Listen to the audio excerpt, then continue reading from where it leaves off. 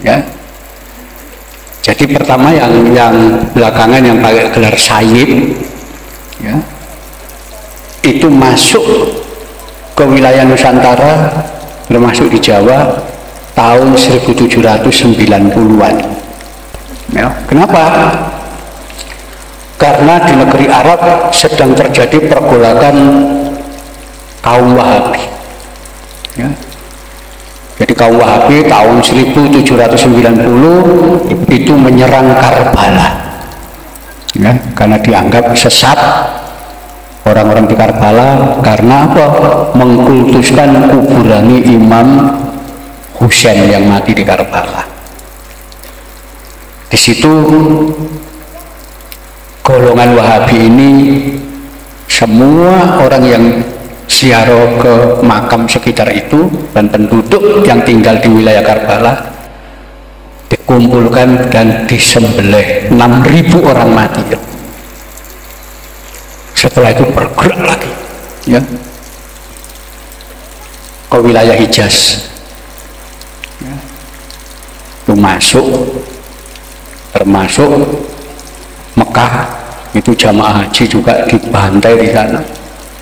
Orang-orang yang mengaku keturunan Nabi, para sayyid, para syarif, diburu-buru untuk dibunuh. Disitulah mereka melarikan diri. Sebagian lari ke Jawa, ya, dengan naik kapalnya Belanda, ya, lari. Nah, sebagian di antara para sayyid dari Hijaz, dari wilayah sekitar Mekah, ya, Jeddah, ya, kemudian sampai wilayah Madinah, itu namanya wilayah Hijaz. Itu sebagian masuk ke daerah Surakarta, ya. Mereka itulah kemungkinan kemudian oleh Sultan Hamengkubuwono II ditampung, ditolong, ya, dikasih tanah untuk tinggal di situ dan kawin dengan perempuan pribumi, ya.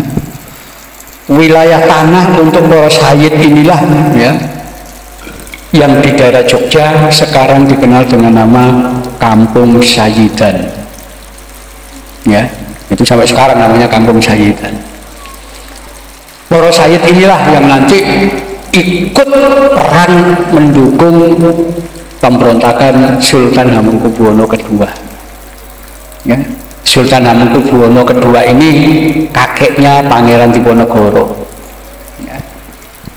Beliau kalah, ditangkap, dibuang ke Penang, ya, dan kemudian pengikut-pengikutnya melarikan diri, termasuk sebagian para sayyid melarikan diri.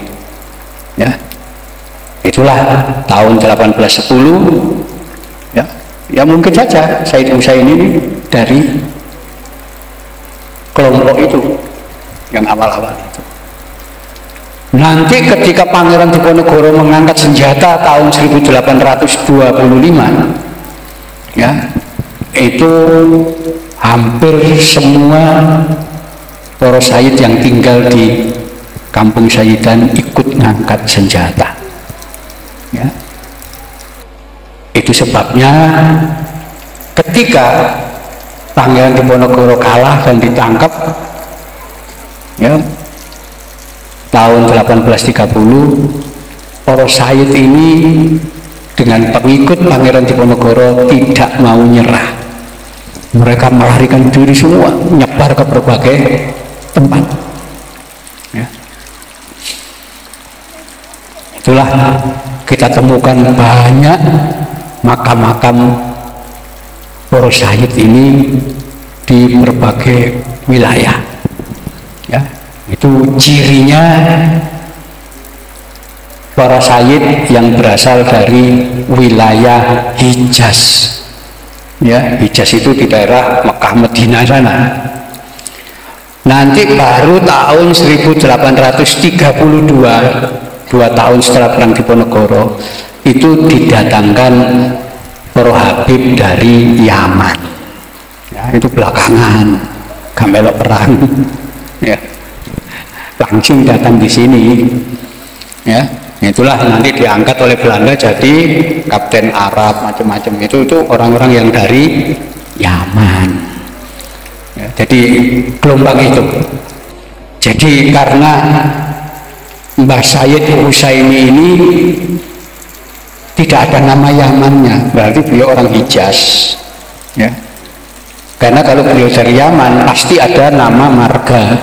Nggak tahu itu Al-Aidrus, As-Saggaf, ya, Al-Jufri atau siapa, itu nama wong Yaman. Ya, jadi beliau lebih jauh, berarti wong sekitar Mekah sana, bukan dari Yaman. Ya, kita temukan di wilayah Lumajang itu makam keramat, makam situ nih, makam Mbah Saji. Nah, ketika kita lacak ternyata makamnya Sayyid Abdul Qadir dan Sayyid Abdul Rohim, pengikuti Diponegoro yang melarikan diri. Ternyata nama itu ada semua catatan itu. Ya, jadi saya kira itu yang perlu diteliti. Tapi lagi-lagi kita perlu cek, ya, seberapa tua usia ini. Ya, bisa saja lebih tua. Ya. Tapi yang jelas beliau orang Hijaz, ya, karena nama yang terpampang di itu tidak ada nama marga. Jadi cirinya orang Hijaz itu tidak menggunakan nama marga. Kenapa? Rasulullah sudah menghapuskan nama marga mulai zaman dulu. Karena itu tidak ada yang menggunakan nama marga. Ya. Jadi sebabnya kalau orang masih punya nama marga berarti bukan wong Hijaz, bukan wong Mekah Madinah sana, pasti wong luar. Nggak tahu wong Libanon, nggak tahu wong Yaman, nggak tahu wong ini, pasti masih ada nama marganya. Ya itu, ya. Nah itu sebabnya kiai-kiai di Indonesia itu bergurunya kepada Sayyid dari Hijaz, ya. Salah satunya siapa? Sayyid Maliki Al-Hasani, Hijaz, ya, Mekah sana. Jadi itu di situ latar belakangnya. Nah, jadi ada beberapa gelombang nanti kedatangan orang-orang Arab, termasuk Cino, ya.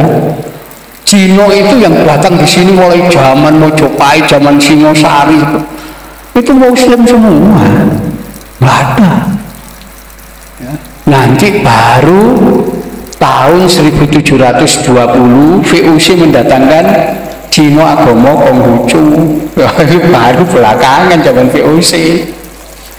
Ya, aslinya Cino Muslim semua. Ketika orang Indonesia masih belum Islam, Cino masih Islam dulu.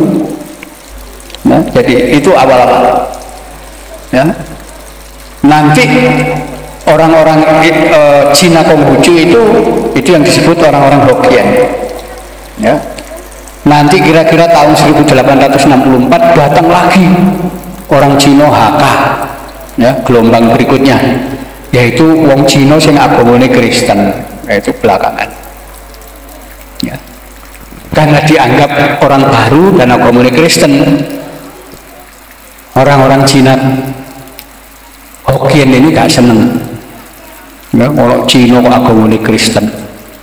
Karena itu mereka memberi sebutan orang-orang Cina Hakka ini dengan sebutan orang asing, wong asing atau tamu baru, ya, orang baru, wong asing. Nah, basa Hokkien orang asing atau tamu baru, ya, tamu dari luar, itu basa Hokkien ini Sinhe. Wong Jawa gak bisa ngomong Sinhe, Sinke, ya, itu bedanya. Ya. Cina sing agamane Kristen itu disebut Sinhe atau Sinke. Ya. Nah itu gelombang kedatangan orang-orang Cina di sini, sama seperti Arab, gelombang-gelombang. Ya. Tadi tetap aja orang-orang di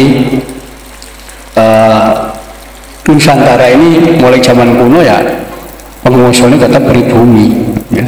Baru belakangan aja pribumi ini rotok gak kuoso, ya. kerja di mana-mana hanya sebagai TKI.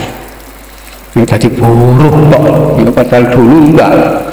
Ya, penguasa di berbagai negara dunia itu biasanya wong Jawa. Ya, wong Jawa itu dalam sejarah pernah mendirikan kerajaan Angkor di Kamboja. Ya, sampai sekarang rojo-rojo Kamboja itu turunan Jayawarman kedua wong Jawa. Ya. Di Thailand itu juga begitu. Kerajaan itu didirikan orang dari Suwarnabhumi Sumatera, dan itu dinastinya Suwarnabhumi. Ya, nanti di situ. Nanti di wilayah Madagaskar di Afrika Timur itu juga ada pulau besar namanya Madagaskar, negara Madagaskar. Itu penduduknya bukan negro tapi wong kulitnya coklat. Ya. Kalau bicara bahasa Madagaskar itu banyak kosakata Jawa. Dan semua orang Madagaskar ngaku kita ini keturunan Jawa, cuma tidak tahu Jawa sebelah mana. Sampai sekarang saya punya kamus kecil Madagaskar Indonesia. Ternyata kosakata Jawa, Jawa kuno itu hitungan Esa 2, 3, 4, 5, 6, 7, 8, 9, 10, 20, 30, 40, 50. Padahal Madagaskar Jawa ini. Ya, sampai nanti ke orang Maori di Selandia Baru, ya, itu bahasa Jawa ini pakai, termasuk orang Hawaii, orang Fiji, itu kosakata Jawanya banyak. Jadi Jawa itu dulu nyebar kemana-mana. Ya, nah, sekarang tetap aja kebiasaan nyebar ke berbagai negara itu tetap cuma statusnya mudun. Sekarang jadi TKI. Kalau dulu penguasa, sekarang dari TKI. Ya, jadi itu. Ya, jadi saya kira ini yang apa sedikit bisa saya sampaikan. Ya, jadi ini daerah bersejarah kuno kita kumpulkan. Ya, kenapa? Ini nanti identitas ke depan itu hanya bangsa yang memiliki identitas yang mampu bertahan. Kenapa? Program global, deglobalisasi itu semua identitas lokal dihilangi, dihabisi. Kenapa? Yang namanya globalisasi itu global. Ya. Karena itu lokal-lokal selamatan itu harus dihapus. Kenapa? Itu lokal. Tahlilan lokal, ya, itu harus dihabisi. Karena itu kalau ada golongan agama yang mengharamkan selamatan, ya, menganggap tahlilan bid'ah, ziarah kubur musyrik, itu pasti oleh bayaran atau globalisasi. Kenapa? Supaya kita tidak punya identitas. Memang programnya begitu. Kenapa wong itu kok kuat yo? Padahal nganggur kabeh. Bayaran mereka. Ini program global. Ya. Itu sebabnya NU sampai bikin program Islam Nusantara. Itu sebetulnya megang tradisi untuk sampai hilang. Kenapa? Begitu kita hilang, bangsa Indonesia terhapus dari muka bumi. Kenapa? Oh, memang program globalisasi begitu. Ya, masyarakat tidak boleh punya identitas. Ya, karena itu saya alhamdulillah ini ya ada desa berusaha mencari jati diri identitas. Ya. Kenapa? Oh, itu tradisi kita harus kita pegang. Karena kalau enggak habis. Ya. Berapa banyak bangsa di dunia yang habis karena tidak punya identitas, hilang. Ya. Contoh orang-orang aborigin di Australia, aborigin itu kasihan, bahasa aborigin itu sudah hilang, kabeh nggak bahasa Inggris. Ya, sampai sekarang ada kursus bahasa aborigin, sing ngajar wong Inggris kulit putih. Kan kasihan itu bangsa apa ini? Nggak punya identitas. Nah, itu program globalisasi ya begitu, kita nanti udah nganggep tahlilan bid'ah, selamatan itu ya, semua. Jadi di situ ya, itu identitas kita pertahankan. Saya kira ini ya yang sedikit bisa saya sampaikan. Mungkin nanti kalau ada yang memberi masukan, monggo kita kikan ya. Sekian, mudah-mudahan membuka wacana kita tentang hakikat peringatan-peringatan seperti ini ya. Jadi di Malang itu sekarang dihidupkan lagi tradisi sedekah bumi macam-macam. Ya sudah, itu identitas kita ya. Dan yang sedekah bumi itu baru muncul zaman Islam. Jangan keliru, upacara ruwatan itu zaman Islam, zaman Hindu gak ada ya. Nanti orang meninggal diperingati 3 hari, 7 hari, 40 hari, 1, itu ajaran Islam. Jangan keliru, dianggap Hindu gak ada ya. Itu semua ajaran Islam yang disampaikan oleh Wali Songo ya, ada semua. Saya kira ini yang perlu kita pahami nanti, bagaimana pentingnya kita menguatkan identitas tradisi kita.